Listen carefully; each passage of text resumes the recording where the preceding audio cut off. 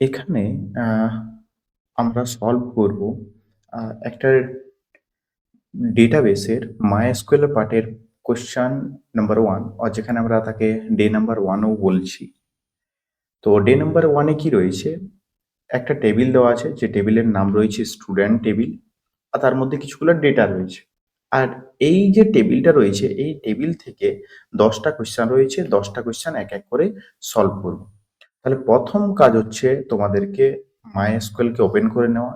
তোমরা সেটা MySQL command প্রম্পটের সাহায্যেও করতে পারো বা MySQL ওয়ার্কবেঞ্চের সাহায্যেও করতে পারো। তাহলে প্রথমেই তোমরা কি করে নেবে? একটা ডেটাবেস ক্রিয়েট করে নেবে। তাহলে ডেটাবেস ক্রিয়েট করার জন্য কি লিখবে? ক্রিয়েট ডেটাবেস, দেন ডেটাবেস নেম। ধরে নিচ্ছি ডেটাবেস নেম, একটা ডেটাবেস যে কোনো নাম দিয়ে নেবে DB1। তাহলে একটা ডেটাবেসের নাম দেওয়া হয়ে গেছে DB1 দিয়ে এটাকে এক্সিকিউট করলাম। তাহলে এক্সিকিউট করার সাথে সাথে কিন্তু তোমাদের ডেটাবেস ক্রিয়েট হয়ে গেছে। চাইলে তোমরা ডেটাবেস যদি তোমরা দেখতে চাও যে অলরেডি কি কি ডেটাবেস তোমাদের রয়েছে, তাহলে তোমরা করবে শো ডেটাবেসেস, এই কমান্ডটা লিখবে। লেখার পর এই যে এখানে আইকন রয়েছে এখানে ক্লিক করবে, এক্সিকিউট হয়ে যাবে। ডেটাবেসগুলো রয়েছে DB1, DB3, information something x, কিছু কিছু ডেটাবেস যেগুলো তোমরা অলরেডি ক্রিয়েট করেছিলে সেগুলো কিন্তু সেখানে রয়েছে।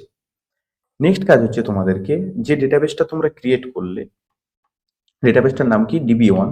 তাহলে অনেকগুলো তো ডেটাবেস রয়েছে তোমাদের কাছে, তাহলে তোমরা কি করবে? পার্টিকুলার একটা ডেটাবেসের উপরে কাজ করবে। তাহলে সেই জন্য কোন ডেটাবেসের উপরে তোমরা কাজ করবে তার জন্য তোমাকে সেই ডেটাবেসটাকে ইউজ করতে হবে। সো ইউজ DB1, এই কমান্ডটা লিখতে হবে যে তুমি কোন ডেটাবেসটা তুমি ইউজ করতে চাইছো। তাহলে ইউজ করতে কোনটা চাইছি? ইউজ করতে চাইছি DB1 রয়েছে সেটা। এখন বর্তমানে DB1 ডেটাবেসের ভিতরে চলে গেছো। দেন এবার ডেটাবেসের মধ্যে কি থাকে? ডেটাবেস, তাহলে কোশ্চেন ওয়ানে মানে এখানে ডে ওয়ানে যে কোশ্চেনটা রয়েছে সেখানে কিন্তু একটাই টেবিল রয়েছে যার নাম হচ্ছে স্টুডেন্ট টেবিল। তাহলে স্টুডেন্ট টেবিল, প্রথমে আমাদেরকে স্টুডেন্ট টেবিল ক্রিয়েট করতে হবে। তাহলে স্টুডেন্ট টেবিল ক্রিয়েট করার জন্য টেবিল টেবিল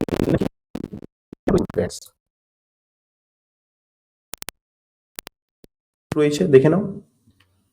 তাহলে অ্যাট্রিবিউট যেগুলো হয়েছে, যে কলম যেগুলো, সেগুলো প্রথমে হচ্ছে স্টুডেন্ট আইডি। তাহলে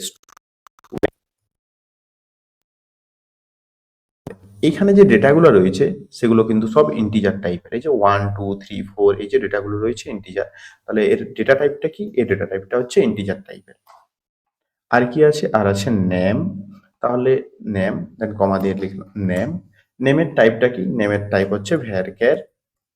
কোনো স্ট্রিং রিলেটেড ডেটার ক্ষেত্রে আমরা দুটো ডেটা টাইপ ইউজ করতে পারি, আইদার ক্যার না হলে ভ্যারক্যার। ক্যারের ক্ষেত্রে কি হয়? তুমি যদি ধরো একটা ক্যারের সাইজ নিয়ে নিচ্ছ, এখানে চলো 20 দিয়ে নিচ্ছি। 20 মিনস কি যে সে ম্যাক্সিমাম 20টা ক্যারেক্টার অ্যাকসেপ্ট করতে পারবে। ক্যারের ক্ষেত্রে কি হবে? ক্যারেও যদি 20 নাও, ক্যার 20 আর ভ্যারক্যার 20। আর যদি ধরো তুমি নাম প্রোভাইড করো, লেটস সেম করো রাজা, তাহলে রাজাতে কতগুলো ক্যারেক্টার রয়েছে? 4টা, আর এ জে এ। তাহলে 4টা ক্যারেক্টার যদি তুমি ইউজ করো ক্যারের ক্ষেত্রে, তাহলে বাকি 16টা যে 16টা ক্যারেক্টার রয়েছে সেটা কিন্তু রয়ে যাবে, কিন্তু তার মধ্যে কোনো ডেটা থাকবে না, বাট স্পেসটা সে অকুপাই করেই থাকবে। কিন্তু যদি সেই ক্ষেত্রে তোমরা ভ্যারক্যার ইউজ করো তাহলে সে কি করবে? 4টা ক্যারেক্টারের জন্য যে ডেটা স্পেসটা সেটা তো সে রাখবে রিজার্ভ করে, বাকি যে 16টা বা 16টা ক্যারেক্টার রয়েছে সেই 16টা ক্যারেক্টারকে সে কি করে দেবে? ফ্রি করে দেবে। তাহলে নেম হচ্ছে ভ্যারক্যার টাইপ, এন্ড এজের টাইপ ইন, আর আছে সিটি। সিটি অ্যাগেন আমরা ভ্যারক্যার হিসাবে নিয়ে নেব ভ্যারক্যার, আর এরও সাইজ দিয়ে দিচ্ছি 30। লাস্ট আছে মার্কস, মার্কস ইন্ট টাইপের। দেন টোটাল, তাহলে একটা টেবিল ক্রিয়েট টেবিলে কি লিখলাম? ক্রিয়েট টেবিল স্টুডেন্ট, যেখানে পরপর অ্যাট্রিবিউট গুলো স্টুডেন্ট আইডি সেটা কি ধরনের কি টাইপের? ইন টাইপের। নেম তার টাইপ হচ্ছে ভ্যারক্যার টাইপ মিনস স্ট্রিং রিলেটেড। এজের টাইপ কি? ইন্ট টাইপের। আর সিটি হচ্ছে ভ্যারক্যার টাইপের। আর মার্কস হচ্ছে ইন্টিজার টাইপের। এই যে টেবিলটা ক্রিয়েট করলাম এটা কার করসপন্ডিং ক্রিয়েট করলাম? এখানে যেটা কোশ্চেনে দেওয়া আছে তার করসপন্ডিং। তাহলে এবার লিখে পরে এটাকে যদি এক্সিকিউশন করি, টেবিল ক্রিয়েট সাকসেসফুল। এবার যে টেবিল ক্রিয়েট না, তাহলে তোমরা করতে পারো ডি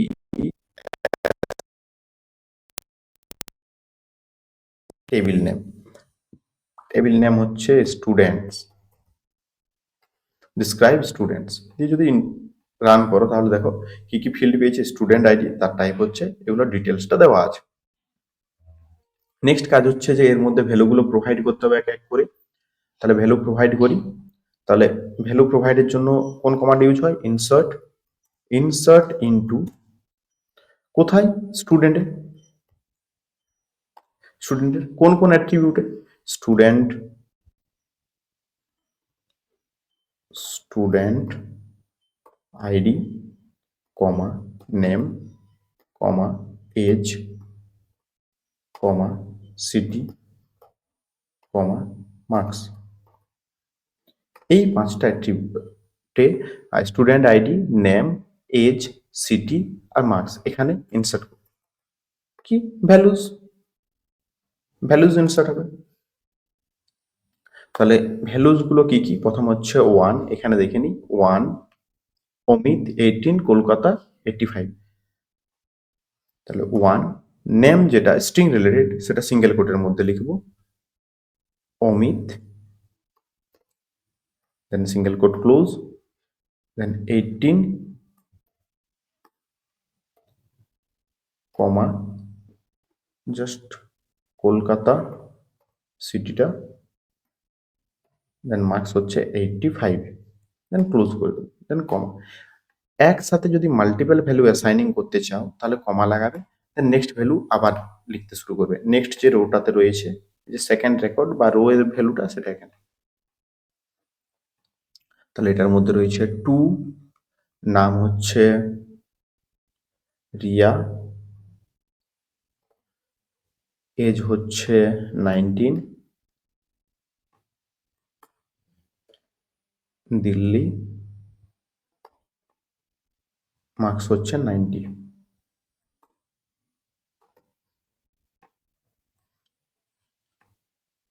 নেক্সট হচ্ছে 3, নাম হচ্ছে সোহান,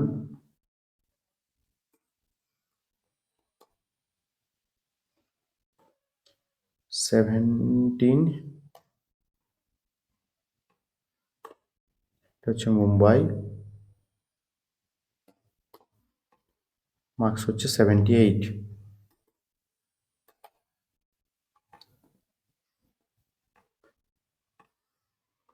4, নাম হচ্ছে প্রিয়া, এজ হচ্ছে 20, কলকাতায় হচ্ছে আর এর মার্কস হচ্ছে 92।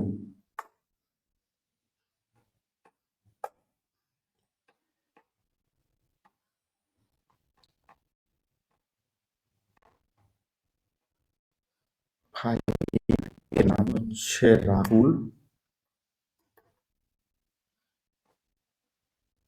এজ হচ্ছে 18, এ হচ্ছে দিল্লিতে, মার্কস হচ্ছে 80।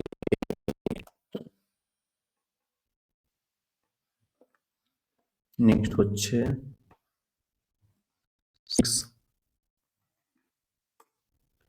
নাম হচ্ছে স্নেহা,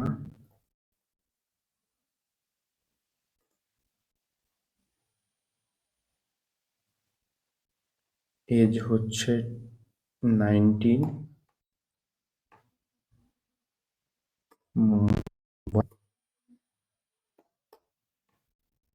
মার্কস হচ্ছে 95।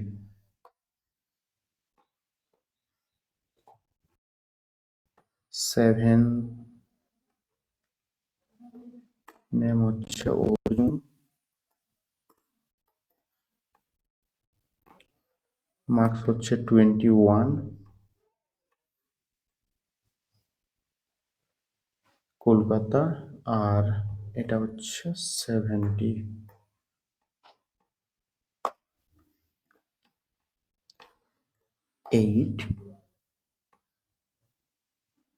নাম হচ্ছে নেহা,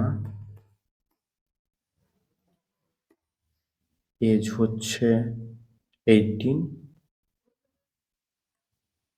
দিল্লি, মার্কস হচ্ছে 80।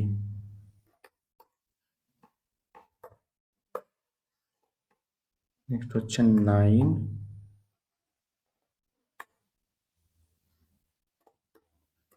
বিক্রম, এজ হচ্ছে 20,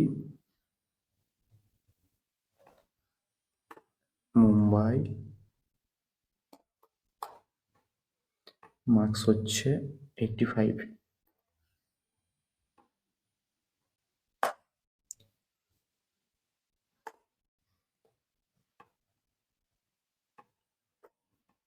10 নম্বরে হচ্ছে অঞ্জলি,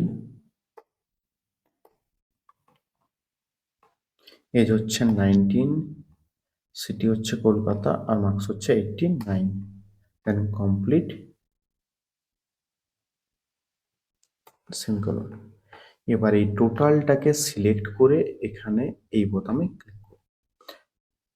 ট্যাব DB1, আচ্ছা, স্টুডেন্ট, এখানে স্টার টু স্টুডেন্টস হবে, এটা টেবিলের নাম কি, ইনসার্ট ইনটু স্টুডেন্টস। দেন এখান থেকে টেবিল রেডি। এবার চলো first question, display all records from the students table. তাহলে সমস্ত রেকর্ডকে শো করাতে হবে, তাহলে অল ডিটেলস, তাহলে select star means all records from কোথা থেকে, স্টুডেন্ট টেবিল থেকে, স্টুডেন্টস। জাস্ট রান, দেখো সমস্ত ডিটেলস কিন্তু পেয়ে যাচ্ছি। Then query number 2, display only name and marks. তার মানে কি, যে রেকর্ডটা বা এই যে টেবিলটা রয়েছে এখান থেকে টোটালটা না শো করিয়ে অনলি শো হবে নেম আর মার্কস, নেমের করসপন্ডিং মার্কস। তাহলে হবে সিলেক্ট নেম, নেম তো প্রিন্ট করবেই, সাথে প্রিন্ট করতে হবে কিন্তু মার্কসকে। ফ্রম কোথার থেকে, স্টুডেন্টস টেবিল থেকে। দেন যদি এক্সিকিউট করা হয় এটাকে সিলেক্ট করে নেবে, এখান থেকে এটাকে রান করলে দেখো নেম করসপন্ডিং তার মার্কস কিন্তু শো হয়ে যাবে। Then 3 number query, display all students from Kolkata. মানে কি, যেসব সেই সমস্ত স্টুডেন্টের শো করাও যাদের সিটি কলকাতাতে, display all students from Kolkata, সেই সব স্টুডেন্টের। তাহলে সিলেক্ট স্টার ফ্রম স্টুডেন্টস, তাহলে সব শো হবে, কিন্তু কন্ডিশনটা কি, শো করা সিটি ইকুয়ালস টু কলকাতা, তাদেরই ইনফরমেশন শো হবে অনলি। তাহলে এটাকে যদি এক্সিকিউশন করা হয় তাহলে দেখো 1 হচ্ছে অমিত, 4 নম্বর হচ্ছে প্রিয়া, 7 হচ্ছে অর্জুন, আর 10 হচ্ছে অঞ্জলি। এদেরই সিটি কিন্তু কলকাতা।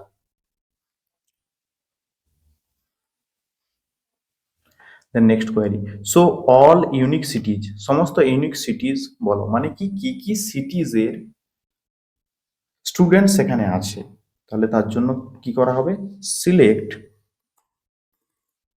সিলেক্ট যদি করা হয় city from students,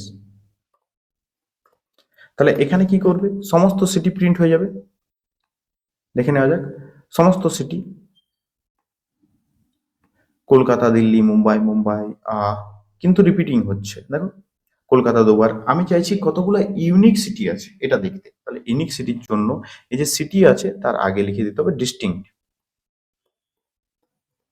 distinct city. তাহলে কতগুলো ডিফারেন্ট ডিফারেন্ট সিটি আছে।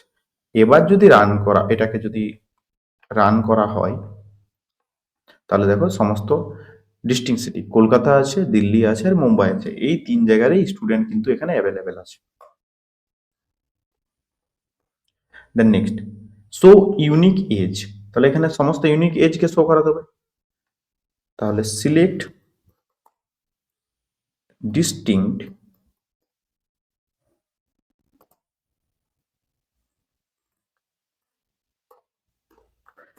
এজ ফ্রম স্টুডেন্টস, সমস্ত ডিস্টিংক্ট এজগুলো শো হয়ে যাবে। মানে কতগুলো ডিফারেন্ট ডিফারেন্ট এজের আছে, 18-এর আছে, 19-এর আছে, 17-এর আছে, 20-এর আছে, 21-এর আছে। Then next question number 6, display student with marks above 85, তাহলে সেই সব স্টুডেন্টের যে মার্কস 85 এর above আছে, তাহলে সিলেক্ট স্টুডেন্ট, কোন টেবিল থেকে? স্টুডেন্ট টেবিল থেকে। হয় সেখানে কন্ডিশন হচ্ছে মার্কস গ্রেটার দেন 85, মার্কস কিন্তু 85 এর বেশি থাকতে হবে, সেই সব স্টুডেন্টের ইনফরমেশন শো করবে। দেখো 90, 92, 88, 95, 89 এগুলোই শো হচ্ছে, কিন্তু সেক্ষেত্রে 78 যেগুলো লেস আছে সেগুলো কিন্তু শো করবে না। Next, display student with age 18, সেই সব স্টুডেন্টের ইনফরমেশন শো করাও যাদের এজ কত? 18। তাহলে select star from students where age greater or age equal to 18, equal বলেছে। তাহলে এটাকে যদি রান করা হয় তাহলে দেখো সমস্ত 18 এজের এই স্টুডেন্টের ডিটেলস কিন্তু শো হবে। Then next, display name and city of student, তাহলে কোনটা কোনটা ডিসপ্লে করতে বলেছে? Name and city. তাহলে সিলেক্ট, এখানে লিখবো name comma city, name and city বলেছে, তাহলে নেম অ্যান্ড সিটি ফ্রম কোথা থেকে? স্টুডেন্ট টেবিল থেকে।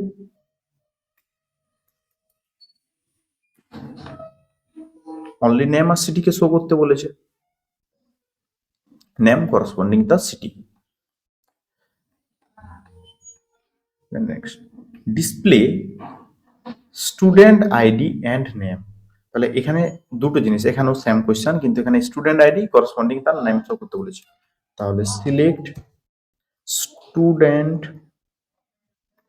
ID comma name from student, কোন টেবিল থেকে? স্টুডেন্টস টেবিল থেকে। দেখো স্টুডেন্ট আইডি করসপন্ডিং তার নাম কিন্তু শো হয়ে যাচ্ছে। Last question, display name of students from Delhi, তার মানে কি সেই সব স্টুডেন্টের নাম শো করাও যারা দিল্লি থেকে, মানে দিল্লি সিটির অন্তর্গত। তাহলে সিলেক্ট স্টার ফ্রম, স্টার না, স্টার মিন অল ডিটেলস, আমি শুধু চাইছি তাদের নামগুলো শো করা। Select name from students, but condition কি? হয় city equals to Delhi.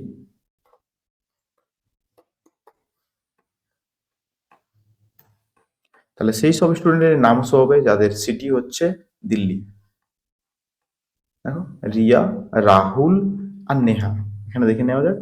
Riya, দেখো রিয়ার সিটি হচ্ছে দিল্লি, আর রাহুলেরও সিটি হচ্ছে দিল্লি, আর নেহারও সিটি হচ্ছে দিল্লি।